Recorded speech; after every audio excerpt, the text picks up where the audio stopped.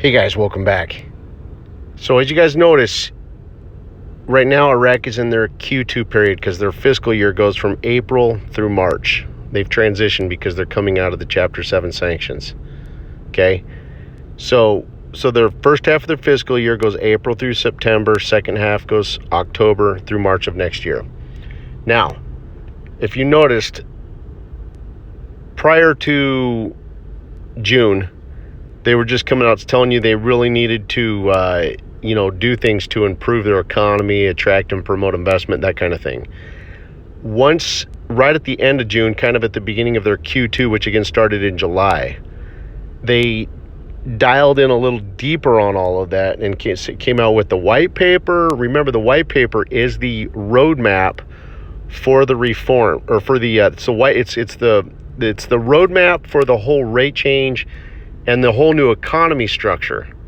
Okay, so it's how they want their economy to be going forward. But it also has everything in it for the rate change as well.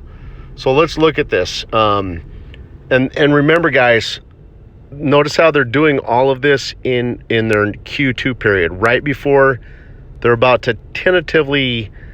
They haven't announced this yet, but there's a strong possibility they could announce a semi-annual budget, which is a 6-month budget starting on 10/1, which will go through March of next year.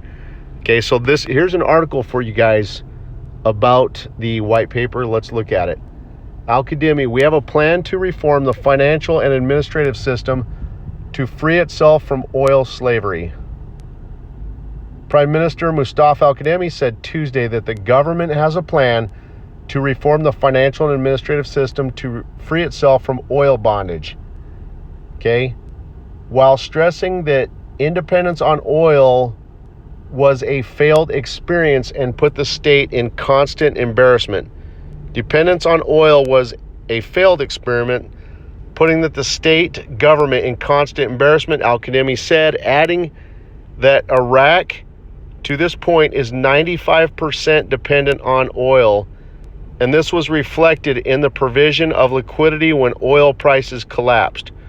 We have a government reform plan the white paper plan to reform Iraq's financial and administrative system to free itself from oil bondage.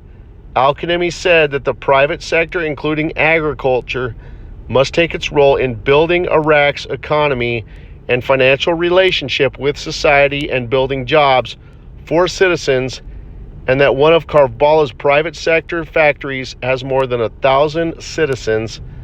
As for projects in Karbala, Al-Kadhimi said the governor of Karbala is counting all the projects that have reached high completion rates to focus on the government and to escape by providing financial support to them, pointing out that the government has an interest in agriculture and is trying to provide financial liquidity to pay farmers full, undiminished dues soon.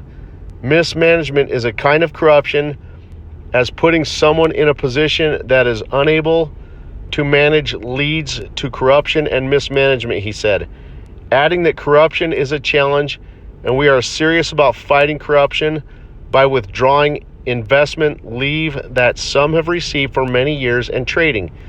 Trading investment leave is not a real investment.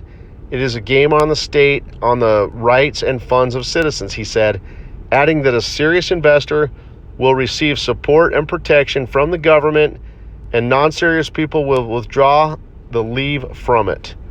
So there you go, guys. They're right now really diving down in deep into the white paper and kind of explaining it to us from different angles, how they want to implement it and utilize it. Okay, so, and just take strong note how they're doing this in what is their Q2 period. Okay, it's very important to watch and observe what they do and what they tell us right now. Okay, so what do you guys, take care, have a great day.